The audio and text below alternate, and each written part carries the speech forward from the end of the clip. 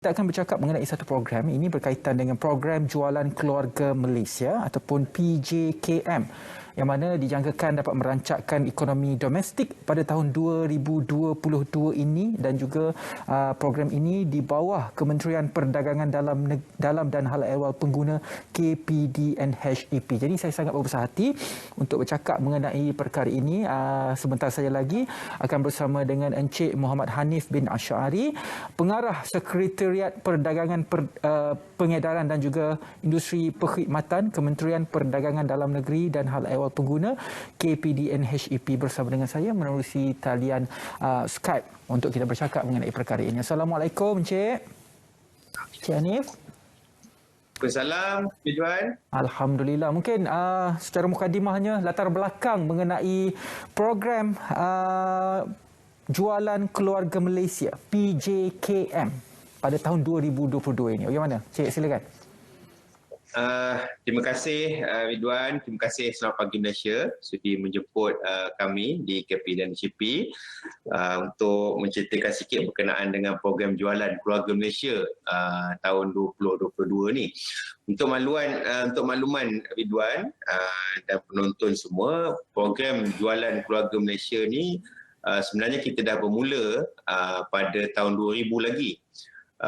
Pada tahun 2000 kita namakan program ni Program Jualan Malaysia, dan ianya dilaksanakan oleh KPDNHEP khusus untuk membantu sektor peruncitan, khususnya kesan daripada pelaksanaan Perintah Kawalan Pergerakan pada tahun 2020.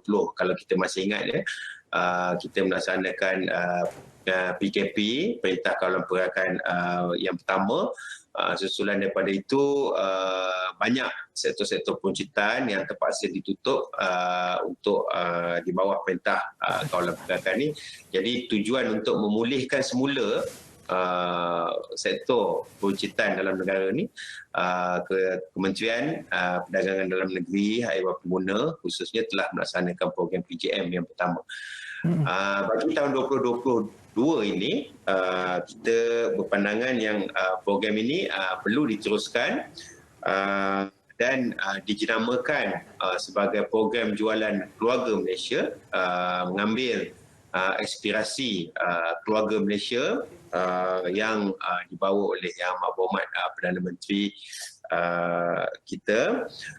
Tujuannya masih sama, iaitu kita untuk melaksanakan PJKM ini pada tahun 2022 ni untuk merancakkan semula ekonomi dan memulihkan sektor peruncitan di dalam negara, di samping untuk meningkatkan semula keyakinan pengguna untuk keluar membeli belah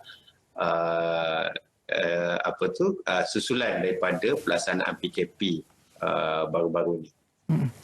Jadi bagaimanakah mekanisme pelaksanaannya dan juga apakah perbezaan antara PJKM 2021 dengan PJKM 2022 ini? Ya, Ridwan, ada sedikit perbezaan berkenaan dengan pelaksanaan PJM lah sebenarnya pada tahun 2001 dan juga PJKM, Program Jualan Keluarga Malaysia, pada tahun 2022.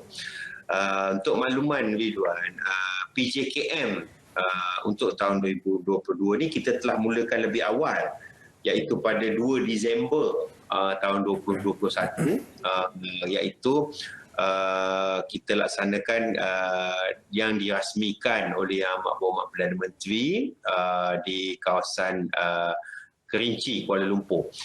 Yang ini kita melaksanakan PJKM ni khusus untuk menawarkan barang-barang keperluan asas, barang-barang keperluan pengguna dengan harga yang sangat berpatutan di hampir seluruh Malaysia. Sasaran PJKM yang kita lancarkan pada Disember baru ini ialah kepada hampir semua kawasan parlimen di seluruh negara, iaitu kita membawakan barang keperluan dengan kerjasama strategik pemain industri sektor peruncitan ini untuk dibawa terus kepada pengguna. Selain itu, PJKM 20 tahun 2022 ini yang dijenamakan semula ini juga akan melaksanakan program jualan murah di seluruh negara secara bersegmen. Kita ada 8 segmen utama keseluruhannya yang mengandungi segmen musim perayaan, segmen-segmen tertentu yang akan dilaksanakan bermula pada bulan Januari ini hingga Disember tahun 2022. Jadi dua konsep ini kita gabungkan sekali, iaitu PJKM barang keperluan dan juga PJKM bersegmen ini untuk memberi tawaran ataupun harga yang sangat berpatutan kepada semua pengguna, kepada rakyat Malaysia keseluruhannya untuk sepanjang tahun 2022. Jadi selain daripada merancakkan semula sektor peruncitan, ianya pada masa yang sama dapat menawarkan harga yang lebih berpatutan, kompetitif kepada pengguna bagi menangani isu kos sara hidup yang agak tinggi sekarang ini. Jadi apakah insentif yang diberikan kepada peruncit yang menyertai PJKM pada kali ini, dan juga apakah tawaran-tawaran istimewa yang boleh didapati oleh masyarakat yang ingin ke PJKM pada tahun 2022 ini?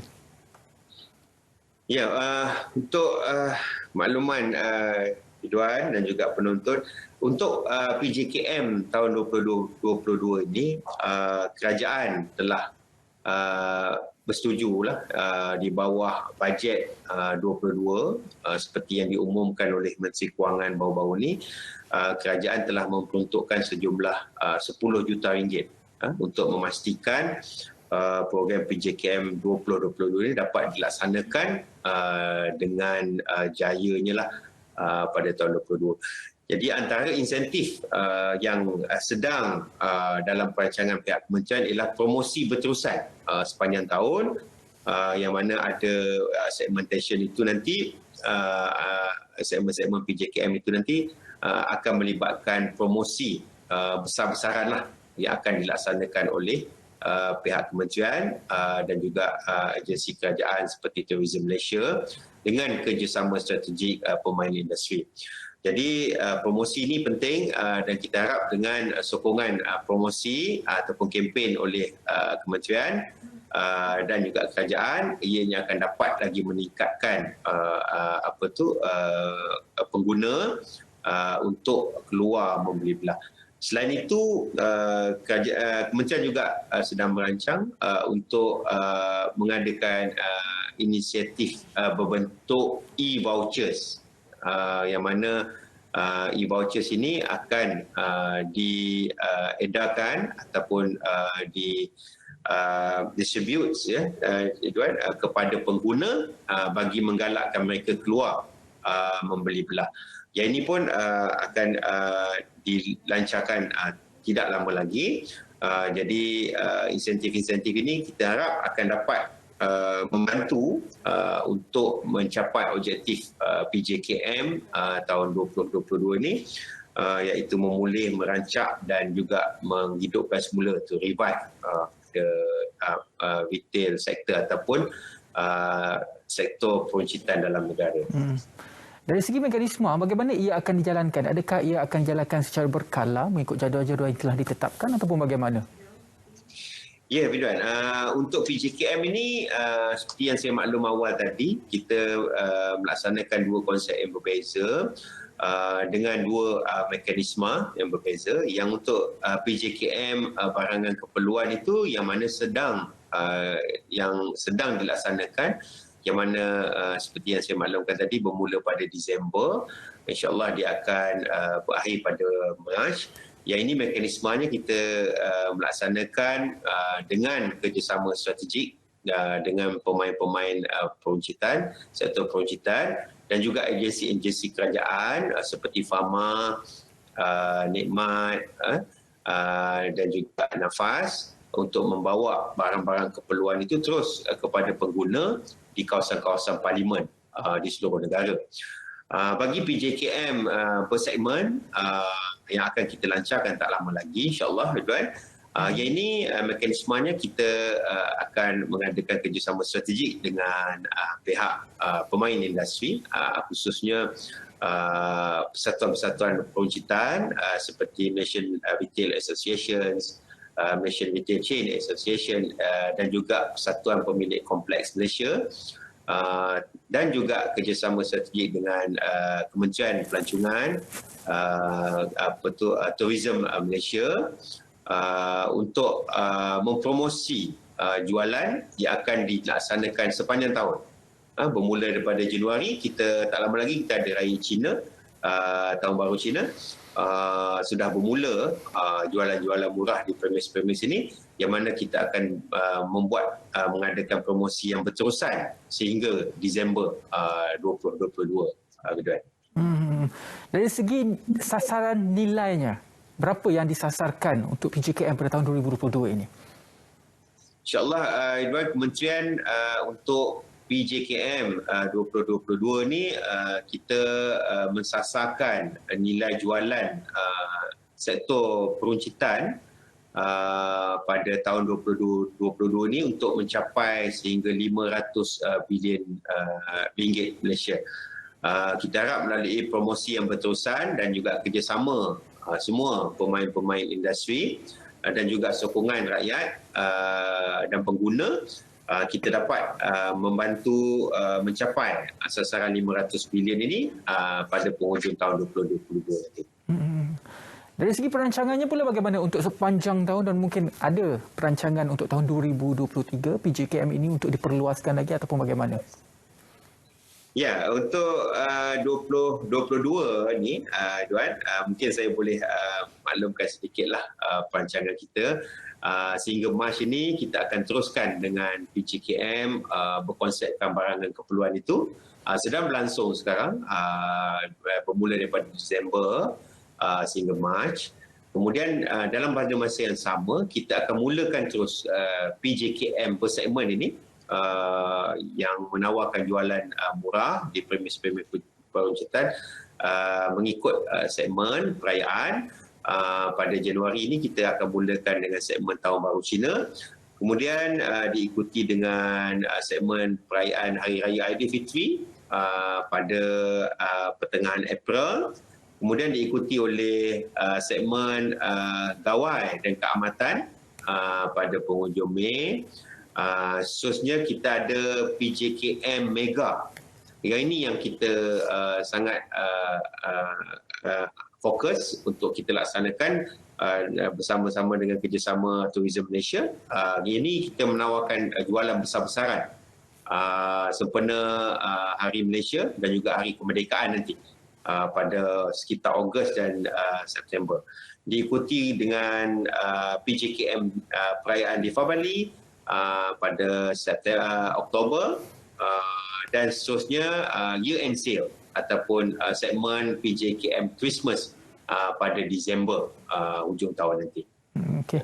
Mungkin sedikit kata-kata akhir dan juga harapan Encik Hanif sendiri melihat PJKM ini sebagai salah satu inisiatif untuk merancangkan ekonomi domestik Malaysia pada tahun 2022. Ya, kita sangat berharap program yang dirancang oleh kementerian ini yang mana telah mendapat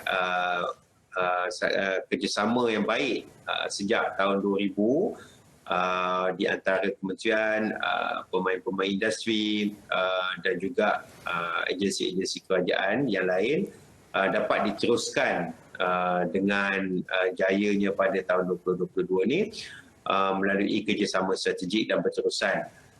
Kita juga berharap ianya secara tidak langsung akan dapat memberi satu tawaran ataupun tawaran yang berpatutanlah kepada rakyat, kepada pengguna untuk mendapat barang-barang keperluan, barang-barang asas, barang-barang pakaian dan sebagainya itu dengan harga yang berpatutan sepanjang tahun. Ini yang kita harapkan melalui program PJKM ini. Selain daripada menggalakkan pengguna ataupun rakyat Malaysia keluar berbelanja untuk membantu merancangkan semula, memulih dan juga untuk menghidupkan semula sektor peruncitan dalam negara kita. Okey.